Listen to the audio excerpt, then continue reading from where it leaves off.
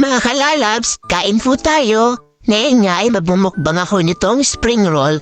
First time kong kakain ito kaya hindi ko alam kung anong lasa. Basta ang alam ko lang ay pagkain pang mayaman to.